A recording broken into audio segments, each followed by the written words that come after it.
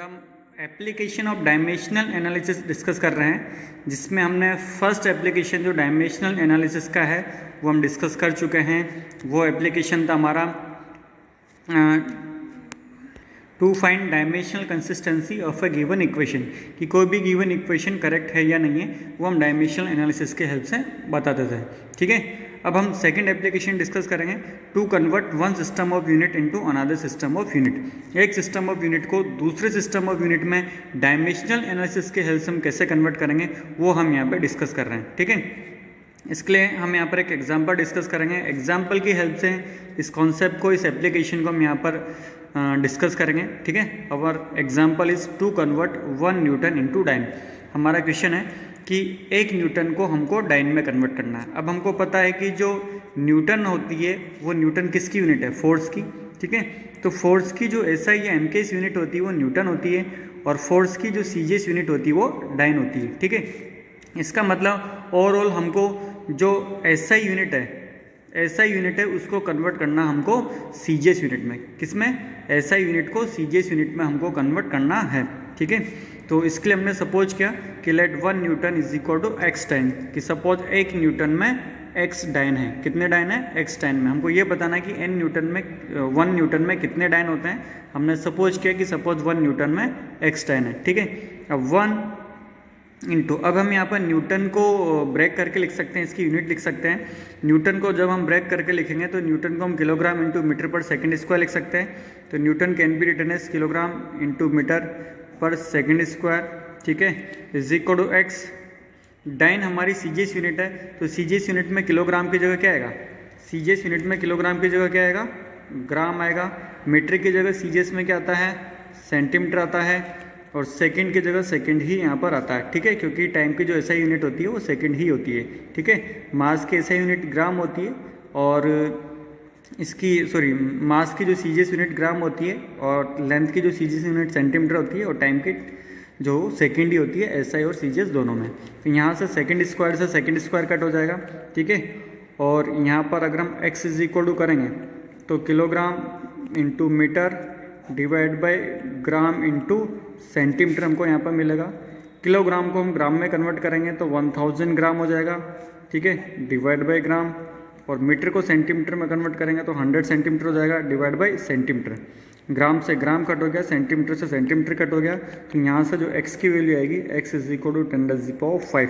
x की value कितनी आएगी? x की वैल्यू यहाँ से जाएगी 10⁵। ठीक है, x की जो वैल्यू यहाँ पर से कैलकुलेट होकर आएगी वो आएगी 10⁵। तो इसका मतलब यहाँ पर बोल सकते हैं कि 1 newton is equal to 10⁵ dyne, कि 1 न्यूटन में 10⁵ डाइन होते हैं। ठीक है, बहुत ही सिंपल मेथड है हमारा कि 1 न्यूटन को डाइन में कैसे कन्वर्ट करेंगे, 1 न्यूटन में कितने डाइन होते हैं ये हमको बोला है।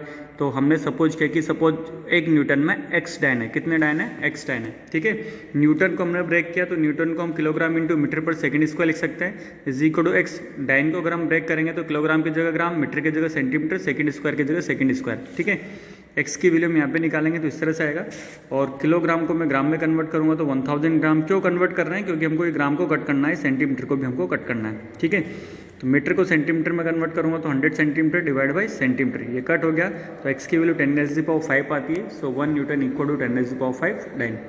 क्लियर? नेक्स्ट जो एप्लीकेशन हमारा बेटा वो है to derive formula of a given physical quantity. कोई भी गिवन फिजिकल क्वांटिटी का फॉर्मूला हम किस तरह से डिराइव करेंगे। ठीक है, तो ये डायमेंशनल एनालिसिस का थर्ड एप्लीकेशन है। ठीक है, तो इसको भी हम एक क्वेश्चन की हेल्प से समझेंगे, कि एग्जाम्पल हम यहाँ पर डिस्कस कर रहे हैं that the gravitational potential energy of an object. एक ऑब्जेक्ट की जो ग्रेविटेशनल पोटेंशियल एनर्जी है इस डिपेंड्स, किस पे डिपेंड कर रही है? इस डिपेंड्स वाला जो सिंबल है उसको आप स्पेशली देखना किस पे डिपेंड कर रही है। ठीक है, तो gravitational potential energy of an object is depends on its मास। किस पे डिपेंड कर रही है? इस ऑब्जेक्ट के मास पे डिपेंड कर रही है। ठीक है, एक्सीलरेशन ड्यू टू ग्रेविटी दूसरा डिपेंड कर रही है, एक्सीलरेशन ड्यू टू ग्रेविटी पे, जी पे, and height of object above the ground. ठीक है, ऑब्जेक्ट की ग्राउंड से ऊपर कितनी हाइट है। Derive an expression for it. तो हमको ग्रेविटेशनल पोटेंशियल एनर्जी का फॉर्मूला डिराइव करना है, ग्रेविटेशनल पोटेंशियल एनर्जी का यहाँ पर एक्सप्रेशन डिराइव करना है, ठीक है। तो उसके लिए हम यहाँ पर क्या करेंगे, सबसे पहले हमने सॉल्यूशन लिखा, देन सबसे पहले हमको किसका फॉर्मूला डिराइव करना है, किसका फॉर्मूला डिराइव करना है, ग्रेविटेशनल पोटेंशियल एनर्जी का फॉर्मूला डिराइव करना है। तो इसको हम किससे लिखते हैं, gravitational potential energy is denoted by you, ठीक है। तो क्वेश्चन की आपको लैंग्वेज को पढ़ना है, एक एक लाइन को पढ़ना है, जिस तरह से क्वेश्चन की लैंग्वेज है उसी फॉर्म में हमको यहाँ पर जो है एक फॉर्मूला यहाँ पर डिराइव करना है, ठीक है। तो क्वेश्चन की लैंग्वेज हम पढ़ते जा रहे हैं, ग्रेविटेशनल पोटेंशियल एनर्जी, ठीक है, ऑफ एन ऑब्जेक्ट। तो एक ऑब्जेक्ट की ग्रेविटेशनल पोटेंशियल एनर्जी को लिखा जाता है यू से, ठीक है। इस डिपेंड्स किस पे डिपेंड कर रही है, तो यहाँ पर डिपेंड वाला जो सिंबल है वो यहाँ पर लिखेंगे प्रोपोर्शनल टू का, कि किस पे डिपेंड कर रही है, ठीक है, किस पे डिपेंड कर रही है, ऑन इट्स मास, तो इसके मास पे डिपेंड कर रही है, ठीक है, मास पे डिपेंड कर रही है। Acceleration due to gravity G, तो जी पे डिपेंड कर रही है, ठीक है। And height of object above the ground, object की ग्राउंड से हाइट, इस पर डिपेंड कर रही है एच, ठीक है। तो ग्रेविटेशनल पोटेंशियल एनर्जी तीन बातों पे डिपेंड कर रही है, मास पे, एक्सीलरेशन ड्यू टू ग्रेविटी पे और हाइट पे, ठीक है। अब ये तो हमने पता कर लिया कि यू इन तीनों पे डिपेंड कर रहा है, लेकिन डिपेंडेंसी कितनी है, कितना डिपेंड कर रहा है, क्या यहाँ पर m की पावर 1 आएगा या 2 आएगा या 3 आएगा, g की पावर कितना आएगा, हाफ आएगा, 1 आएगा, कितना आएगा, h की भी पावर कितनी आएगी वो हमें पता नहीं है। इनके ऊपर जो आने वाली जो पावर है उस पावर का पता करने के लिए हम यहाँ पर डायमेंशनल एनालिसिस को यूज़ कर रहे हैं। तो सबसे पहले हमने यहाँ पर ये पावर सपोज कर लिया कि let m raise the power a, g raise the power b and h raise the power c, ठीक है। सपोज m के पावर ऊपर पावर a है, g के ऊपर पावर b है और h के ऊपर पावर c है। डायमेंशनल एनालिसिस के हेल्प से ही हम यहाँ पर a, b और c की वैल्यू निकालेंगे, ठीक है।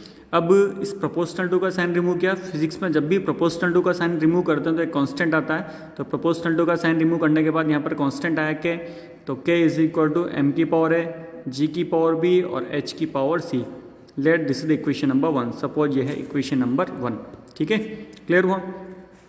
अब हम यहाँ पर क्या करेंगे, नेक्स्ट स्टेप में हम यहाँ पर दोनों तरफ डायमेंशनल फॉर्मूला लिखेंगे। तो right dimensional formula on both sides, दोनों तरफ डायमेंशनल फॉर्मूला लिखेंगे ए, बी और सी की वैल्यू फाइंड करने के लिए, ठीक है। तो यू एक एनर्जी है, पोटेंशियल एनर्जी है, किसी भी टाइप की एनर्जी हो उसका डायमेंशनल फॉर्मूला जो होता है वो होता है m raise the power 1, l raise the power 2 and t raise the power -2, ठीक है। हमको पता है कि वर्क और एनर्जी का डायमेंशनल फॉर्मूला सेम रहता है, तो वर्क का होता है m1 l2 t -2, तो एनर्जी का भी यही होगा। और एनर्जी में भी किसी भी टाइप की एनर्जी हो उसका डायमेंशनल फॉर्मूला सेम ही रहता है, ठीक है। तो ये एनर्जी का डायमेंशनल फॉर्मूला हो गया। के कांस्टेंट है तो इस कांस्टेंट का डायमेंशनल फॉर्मूला क्या होता है, कांस्टेंट का डायमेंशनल फॉर्मूला कुछ भी नहीं होता है, ये डायमेंशनलेस होता है। m यहाँ पर मास है तो मास का डायमेंशनल फॉर्मूला क्या होता है, m1, मास का डायमेंशनल फॉर्मूला है m1, इसकी पावर है यहाँ पर a, ठीक है। जी एक्सीलरेशन है, एक्सीलरेशन का डायमेंशनल फॉर्मूला क्या होता है, तो एक्सीलरेशन का डायमेंशनल फॉर्मूला होता है l1t -2, इसकी पावर होगी यहाँ पर b। h यहाँ पर हाइट है, हाइट का मतलब लेंथ है और लेंथ का डायमेंशनल फॉर्मूला होता है l1, इसकी पावर होगी c, ठीक है। m यहाँ पर मास है तो मास का dimensional formula a, g acceleration है तो एक्सीलरेशन का डायमेंशनल फॉर्मूला l1t -2, इसकी पावर b, h हाइट है तो हाइट का डायमेंशनल फॉर्मूला l1, इसकी पावर c।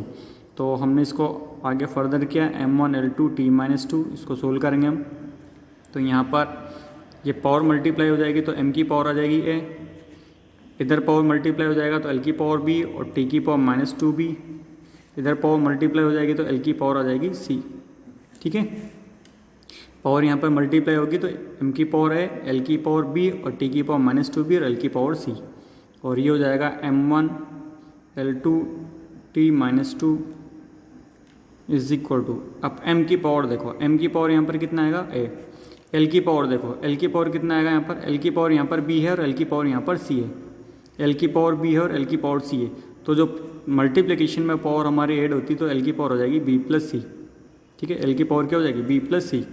t की पावर अगर यहाँ पर देखेंगे तो t की पावर है यहाँ पर -2b, t की पावर कितनी है -2b, क्लियर हुआ। तो m की पावर है, l की पावर b और l की पावर c, मल्टीप्लाई में पावर यहाँ पर ऐड हो जाती है, मल्टीप्लिकेशन में पावर ऐड होती है, t की पावर -2b। अब हम यहाँ पर क्या करेंगे, अब यहाँ पर दोनों तरफ डायमेंशनल फॉर्मूला लिखेंगे, तो सॉरी पावर कंपेयर करेंगे। यहाँ पर क्या करेंगे, कंपेयर बोथ साइड्स दोनों तरफ भी अगर हम पावर कंपेयर करते हैं तो यहाँ पर m की पावर 1 है और यहाँ पर m की पावर कितनी है, a है। यहाँ पर m की पावर 1 है और यहाँ पर m की पावर a है। इसका मतलब 1 इज इक्वल टू a की वैल्यू यहाँ पर कितनी आएगी, 1 आएगी। ठीक है, फिर लेंथ की पावर कंपेयर करते हैं तो यहाँ पर लेंथ की पावर 2 है और यहाँ पर लेंथ की पावर b प्लस सी है। यहाँ पर लेंथ की पावर 2 है और यहाँ पर लेंथ की पावर b प्लस सी है। तो मैं यहाँ पर इस तरह से लिख सकता हूँ 2 is equal to b plus C. इसको मैंने इक्वेशन नंबर 1 नाम दे दिया। ठीक है, लेंथ की पावर यहाँ पर 2 था और यहाँ पर b प्लस सी है तो 2 is equal to b plus C. फिर टाइम की पावर देखेंगे तो टाइम की पावर -2 है और यहाँ पर टाइम की पावर -2b है तो -2 इज इक्वल टू -2b। तो यहाँ पर टाइम की पावर हो जाएगा -2 इज इक्वल टू -2b। -2 से -2 कैंसिल हो गया तो b की वैल्यू यहाँ पर आ जाएगी 1। b की वैल्यू कितनी आ जाएगी, b की वैल्यू यहाँ पर आ जाएगी 1। ठीक है, ये b की वैल्यू हम इक्वेशन नंबर 1 में रखते हैं तो from equation number 1 we get b की वैल्यू हम इक्वेशन नंबर 1 में रखेंगे तो 2 is equal to 1 plus c और यहाँ से जो c की वैल्यू आ जाएगी 2 - 1, c की वैल्यू यहाँ पर आ जाएगी 1। ठीक है, c is equal to 2 - 1 that is equal to 1। तो यहाँ पर हमने कंपेयर करके a की पावर a की वैल्यू, b की वैल्यू और c की वैल्यू हम निकाल चुके हैं। a इक्वल टू यहाँ पर 1 आया, b इक्वल टू यहाँ पर 1 आया और c इक्वल टू भी यहाँ पर 1 आया। अब a, b और c की वैल्यू आप इक्वेशन नंबर 1 में रखेंगे। इक्वेशन नंबर 1 में हम a, b और c की वैल्यू रखेंगे तो from equation number 1 we get equation number 1 से देखेंगे तो यहाँ पर u इज इक्वल टू हो जाएगा u इज इक्वल टू के m की पावर a और a की वैल्यू यहाँ पर आई है 1। a की वैल्यू कितनी है 1 तो m की पावर 1, उसके बाद में g की पावर b की वैल्यू भी 1 है और h की पावर c की वैल्यू भी 1 है। ठीक है, तो u इज इक्वल टू के इंटू एम जी एच और u इज इक्वल टू के u इज इक्वल टू के एम जी एच। एक्चुअल में जो न्यूटन ने जो k की वैल्यू ली थी यहाँ पर 1 ली थी तो k इज इक्वल टू 1 तो u इज इक्वल हो गया m g h. But actual में k की वैल्यू क्या होती है हमको पता नहीं है, आप आंसर यहीं पे डिस्कस कर सकते हो। इसका मतलब फाइनल आंसर आप इसी को बता सकते हो। k की वैल्यू क्या होती है, एक्चुअल में k की वैल्यू क्या है, डायमेंशनल एनालिसिस के हेल्प से हम ये नहीं बता सकते कि यहाँ पर k की वैल्यू क्या आएगी। ठीक है, किसी ने यहाँ पर, किसी साइंटिस्ट ने यहाँ पर 1 लिए, किसी ने 2 लिए, किसी ने 2 पाई लिए, कुछ भी अलग अलग बेसिस पर अलग अलग तरह से हैं। बट हमें जो हमारा फाइनल आंसर वो यहीं पे डिस्कस कर देना है, u इक्वल टू के इंटू एम जी एच। ठीक है, k की वैल्यू क्या होती है हम डायमेंशनल एनालिसिस के हेल्प से फाइंड नहीं कर सकते। ठीक है, तो ये हमारा एक क्वेश्चन था जिसमें हमको बोला रखा था कि जो ग्रेविटेशनल पोटेंशियल एनर्जी है एक ऑब्जेक्ट की तो किस किस पर डिपेंड कर रही है। तो हमने यहीं पे क्वेश्चन की लैंग्वेज के अकॉर्डिंग ही क्वेश्चन को सोल्व किया है that gravitational potential energy u is depends का मतलब डायरेक्टली प्रोपोर्शनल टू का साइन लिख दिया, ऑन इट्स मास लिख दिया, एक्सेलरेशन ड्यू टू ग्रेविटी तो g लिख दिया, h height of object above the ground h तो h पे डिपेंड कर रही है तो u is directly proportional to m g h. ठीक है, बट कितना डिपेंड कर रही है हमको पता नहीं है तो इसके लिए हमने इनके ऊपर पावर लिख दी, m की पावर है, g की पावर b और h की पावर c। ठीक है, a, b और c की वैल्यू कितनी आएगी हम डायमेंशनल एनालिसिस के हेल्प से हम आगे फाइंड कर रहे हैं। बट हमको अभी एट प्रेजेंट पता नहीं है कि कितना डिपेंडेंसी इनके ऊपर है। ठीक है, प्रोपोर्शनल टू का साइन रिमूव करेंगे तो यहाँ पर कांस्टेंट आएगा। उसके बाद a, b, c की वैल्यू फाइंड करने के लिए दोनों तरफ आप डायमेंशनल फॉर्मूला लिखो। u पोटेंशियल एनर्जी है तो एनर्जी और वर्क का सेम होता है m1 L2 T-2 के का डायमेंशनल लेस है, m मास है तो मास का m1 इसकी पावर है, g हमारा एक्सेलरेशन ड्यू टू ग्रेविटी तो इसका होगा L1 T-2 इसकी पावर b और h हाइट है तो इसका होगा पावर c। ठीक है, तो हो जाएगा m1 L2 T-2, m की पावर a, l की पावर मल्टीप्लाई करेंगे तो b और यहाँ पर -2b और l की पावर आ गया यहाँ पर c। ठीक है, अब यहाँ पर देखा ये तो हो गया m1 L2 T-2, ये m की पावर है, l की पावर यहाँ पर b और l की पावर यहाँ पर c है, मल्टीप्लाई में पावर ऐड होती है तो b प्लस c और t की पावर -2b। कंपेयर करेंगे तो यहाँ पर m की पावर 1 और m की पावर a तो 1 इक्वल टू a तो इज इक्वल टू 1। यहाँ पर l की पावर 2 और यहाँ पर l की पावर b प्लस c तो 2 is equal to b plus c। Equation number 1 हमने इसको नाम दे दिया 2 equal to b plus c। उसके बाद अगर हम यहाँ पर देखेंगे t की पावर तो t की पावर यहाँ पर -2b है, t की पावर यहाँ पर -2 है। आप देखोगे तो t की पावर यहाँ पर -2 है और t की पावर यहाँ पर -2b है तो -2b इक्वल टू -2b तो -2 से -2 कट हो गया, b इक्वल टू 1 आ गया। ठीक है, b इक्वल टू 1 हमने यहाँ पे रखा तो 2 इक्वल टू 1 प्लस c की वैल्यू यहाँ पर 1 आ गई। ठीक है, तो इस तरह से हमने a b c की वैल्यू निकाली और a b c की वैल्यू हम इक्वेशन नंबर 1 में रखते हैं तो k की पावर a की वैल्यू 1 है, b की वैल्यू 1 है, c की वैल्यू भी 1 है, तीनों की वैल्यू 1 1 रखा तो equal to k m g h हमारा आंसर आ गया। ठीक है।